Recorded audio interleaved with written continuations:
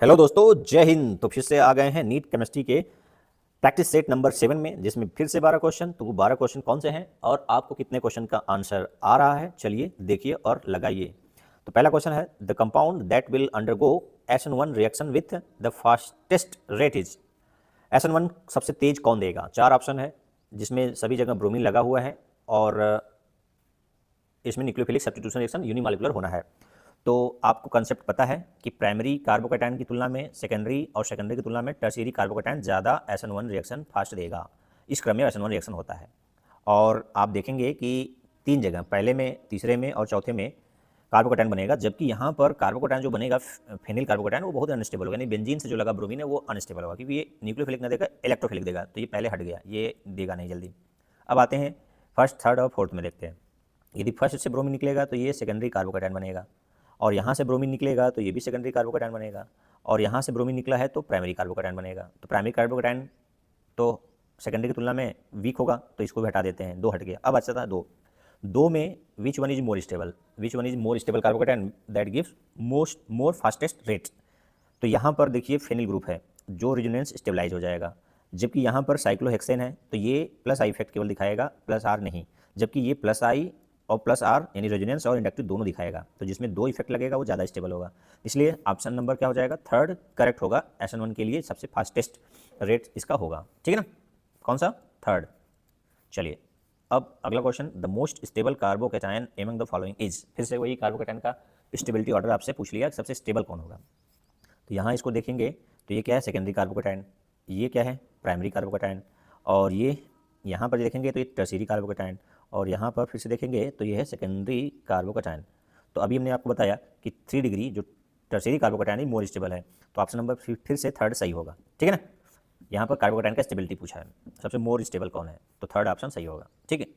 चलिए next, given below are 2 statements. क्या है statement? First, both CONH3 whole 6 3 positive are and COF6 3 minus complexes are octahedral but differ in their magnetic behavior। यदि आपको याद आ रहा होगा तो अमोनिया और फ्लोराइड में कौन स्ट्रॉन्ग लिगेंड है? अमोनिया क्या है? स्ट्रॉन्ग लिगेंड है। तो जब अमोनिया स्ट्रॉन्ग लिगेंड है और फ्लोराइड वीक लिगेंड है, तो ये अमोनिया क्या करेगा? पेयरिंग करेगा, फ्लोराइड पेयरिंग नहीं कर पाएगा, तो इसका क्या होगा? इसमें अनपेयर्ड होंगे तो ये पैरामैग्नेटिक होगा, और ये पेयर्ड कर देगा तो डायमैग्नेटिक। तो ये बात सही कर रहा है कि मैग्नेटिक बिहेवियर डिफर होगा, सही कर रहा है फर्स्ट स्टेटमेंट। सेकंड, फर्स्ट सही है। अब सेकंड पढ़ते हैं, CONH3 whole 6 3 plus is diamagnetic whereas COF6 3 minus is paramagnetic. बिल्कुल सही कह रहा है, जो मैं आपको अभी पहले स्टेटमेंट बताया वही नीचे में कह रहा है। तो कौन सा कॉम्बिनेशन सही होगा? तो 4 ऑप्शन में से आप देखेंगे कि ऑप्शन नंबर फोर्थ में both statement first and statement second are true, ठीक है ना? तो ऑप्शन नंबर 4 हो जाएगा, क्लियर, ठीक है। चलिए next, 1 gram of sodium hydroxide was treated with 25 ml of 0.75 molar HCl solution. The mass of sodium hydroxide left unreacted is equal to. बहुत अच्छा क्वेश्चन, यदि आप समझ जाएंगे तो आप इसी तरह से किसी भी तरह क्वेश्चन आया आप कर सकते हैं। सोडियम हाइड्रोक्साइड कितना है? 1 ग्राम है, 1 ग्राम है, और आपसे पूछा क्या है कि कितना अनरिएक्टेंट बचेगा। तो इनमें से मैं आंसर पहले बता रहा हूँ, फिर उसका एक्सप्लेनेशन दे दे रहा हूँ। तो आंसर हो जाएगा 250 mg, यानी ऑप्शन नंबर फर्स्ट। कैसे होगा ये देख लीजिए, ये है इसका सोल्यूशन। गिवन क्या है? 1 ग्राम सोडियम हाइड्रोक्साइड, मोलर उसकी एसिल की मोलरिटी 0.75, और एसिल का मोलर मास 36.5, क्योंकि क्लोराइड का कितना होता है? 35.5 होता है, और एक होता है हाइड्रोजन का, तो जोड़ेंगे तो 36.5 हो जाएगा मोलर मास, ठीक है। अच्छा, अब एसिल का वैल्यूम कितना दिया है? एसिल का वैल्यूम दिया है, इसको ब्लैक कर ले, वैल्यूम दिया है 25 ml, ठीक है। तो अनरिएक्टेड अमाउंट पूछ रहा है, ये हो गया क्वेश्चन जो आपको दिया है और आपसे पूछा है। तो पहले एसिल को का वेट निकाल लीजिए, एसिल का कितना, इतनी मोलरिटी का इतना ml है, तो इसका वेट कितना होगा? तो molarity into molar mass into volume upon 1000 कर लेंगे, तो ये क्या हो जाएगा? एसिल का मास निकल आएगा कि 0.684 ग्राम क्या है? HCl है इतने मोलरिटी का में, ठीक है। 1 ग्राम में आ गया। अब ग्राम को मिलीग्राम ही बदल सकते हैं, लेकिन अभी ग्राम में रहने दीजिए, ठीक। अब फिर आपसे इक्वेशन लिख लीजिए कि 40 ग्राम NaOH के लिए HCl कितना यूज हो रहा है? 36.5, और 30 HCl है कितना आपके पास? 0.684, तो लगा दीजिए, since 36.5 gram HCl require 40 gram of NaOH, तो आपके पास अवेलेबल क्या है? HCl 0.684 ग्राम के लिए कितना चाहिए? 0.75 ग्राम NaOH चाहिए। कितना चाहिए? 0.75 ग्राम NaOH चाहिए, और आपके पास अवेलेबल कितना है? 1 ग्राम। तो घटा दीजिए ग्राम में से, तो 1 ग्राम को ग्राम में बदल लीजिए, दोनों को सबको ग्राम में बदल लीजिए। 1 ग्राम को मिलीग्राम बदलेंगे तो 1000 ग्राम मिलीग्राम हो जाएगा, और 75 को 1000 से मल्टीप्लाई करेंगे तो 750 मिलीग्राम हो जाएगा। क्या हो जाएगा? Milligram mg। तो NaOH देखिए HCl यूज हो रहा है, HCl यूज हो रहा है 75, क्या सॉरी NaOH यूज होगा केवल 75 ग्राम, और 75 ग्राम को 1000 से मल्टीप्लाई करेंगे तो 750 मिलीग्राम हो जाएगा। और आपके पास 1 ग्राम यानी 1000 मिलीग्राम है NaOH, तो कितना बचेगा? तो 1000 में से 750 घटा देंगे तो 250 क्या हो जाएगा? 250 मिलीग्राम NaOH बचेगा। क्लियर है? तो ठीक है, नहीं क्लियर है तो देख लीजिए फिर से, ये क्वेश्चन में दिया है, HCl का वेट निकाल लीजिए और आप इस इक्वेशन लगाकर इतना से देख लीजिए 36.5 ग्राम HCl के लिए कितना ग्राम NaOH लग रहा है? 40 ग्राम। तो 0.68 ग्राम HCl के लिए कितना मिलीग्राम लगेगा? 0.75 ग्राम लगेगा NaOH। अब ग्राम को मिलीग्राम में बदलेंगे तो 750 मिलीग्राम हो जाएगा, और आपके पास उपलब्ध कितना NaOH है? 1 ग्राम यानी 1000 मिलीग्राम, तो 750 यूज हो जाएगा, बचेगा कितना? 250 मिलीग्राम बचेगा। ये ग्राम में लिख दिया मैंने, उसको सुधार लीजिए, मिलीग्राम हो जाएगा। ये क्या है? Milligram, mg। ठीक है, समझ में आया? चलिए नेक्स्ट क्वेश्चन। नेक्स्ट क्वेश्चन में कह रहा है given below are two statements. Statement क्या है? स्टेटमेंट फर्स्ट कह रहा है the boiling point of hydrides of group 16 elements follow the orders H2O is greater than H2T, H2Se, H2S। यानी H2S का जो बॉइलिंग पॉइंट है सबसे कम है किस ग्रुप में? Oxygen family, oxygen, sulphur, selenium, tellurium, polonium. ऊपर से नीचे जाते हैं ना, ये 16 ग्रुप में है, तो सबके हाइड्राइड का बॉइलिंग पॉइंट का क्रम दिया है। तो सबसे ज़्यादा किसका दिया है? वाटर का, फिर उसके बाद टेलुरियम का दे दिया है, उसके बाद सेलेनियम का दे दिया है, उसके बाद सल्फर का दिया है। तो ऐसा क्यों? तो उसका कारण जस्टिफिकेशन के लिए स्टेटमेंट सेकंड बोल रहा है, on the basis of molecular mass H2O is expected to have lower boiling point than the other members of the group, but due to the presence of extensive hydrogen bonding in water it has higher boiling point. ठीक है ना? Statement second भी क्या कर रहा है? सही कर रहा है, और फर्स्ट भी क्या कर रहा है? सही कर रहा है। तो कौन सा ऑप्शन सही हो जाएगा? तो ऑप्शन 4 दिया है, तो उसमें both statement first and statement second are true. ठीक है ना? यानी ऑप्शन नंबर 4 करेक्ट हो जाएगा, क्योंकि वाटर में सही बात है कि एक्सेसिव हाइड्रोजन बॉन्डिंग की वजह से उसका बॉइलिंग पॉइंट सभी हाइड्राइड से ज़्यादा होगा, जबकि इसके मोलर मास की बात करेंगे तो इसका सबसे कम होगा, लेकिन यहाँ मोलर मास पर भारी पड़ गया है बॉइलिंग हाइड्रोजन बॉन्डिंग। ठीक है, इसलिए उसका बॉइलिंग पॉइंट ज़्यादा होगा। ठीक है, सबसे कमजोर किसका होगा? H2S का, क्योंकि इसमें हाइड्रोजन बॉन्डिंग नहीं है। ठीक, चलिए next. Arrange the following elements in increasing order of first ionization enthalpy. और कौन कौन से एलिमेंट हैं? Lithium, beryllium, boron, carbon, nitrogen. Choose the correct answer from the option given below. 5 element हैं, उनके फर्स्ट आयनाइजेशन एंथैल्पी का क्रम कौन सा सही होगा? यदि आपको एक्सेप्शन सहित पता है तो आप लगा लेंगे, तो जल्दी से बताइए कौन लगाएंगे, कौन सा आंसर सही होगा। देखिए, लिथियम से ज़्यादा किसका होगा? बोरान का। बोरान से ज़्यादा किसका होगा? फिर बेरिलियम का। बेरिलियम से ज़्यादा किसका? कार्बन। कार्बन से ज़्यादा किसका? नाइट्रोजन। तो यानी इस ऑर्डर में होना चाहिए। क्यों यहाँ पर एक्सेप्शन क्यों है?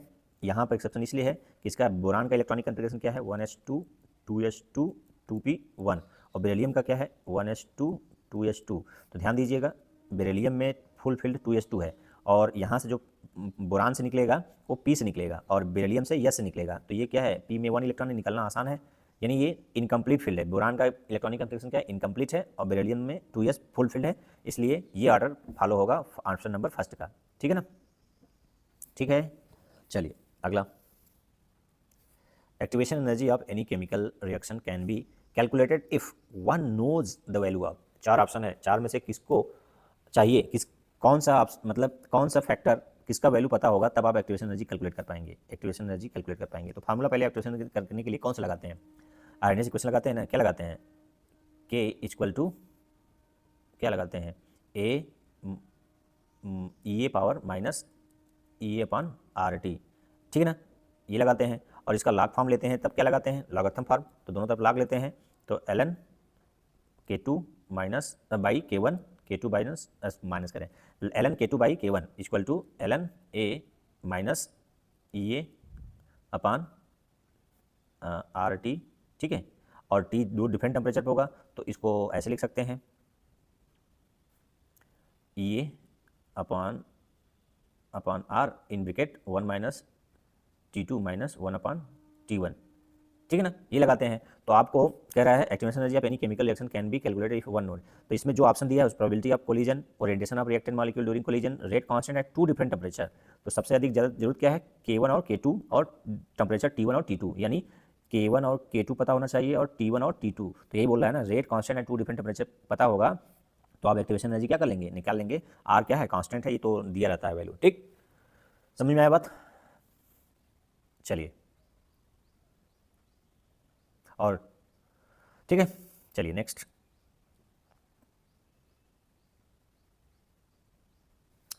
Arrange the following elements in increasing order of electronegativity. Electronegativity के इंक्रीजिंग ऑर्डर में क्या करना है, अरेंज करना है। किसको, कौन कौन से एलिमेंट है, नाइट्रोजन, ऑक्सीजन, फ्लोरीन, कार्बन। ये तो चार एक पीरियड के हैं, लेकिन सिलिकॉन अलग पीरियड का है, मतलब ये थर्ड पीरियड का हो गया।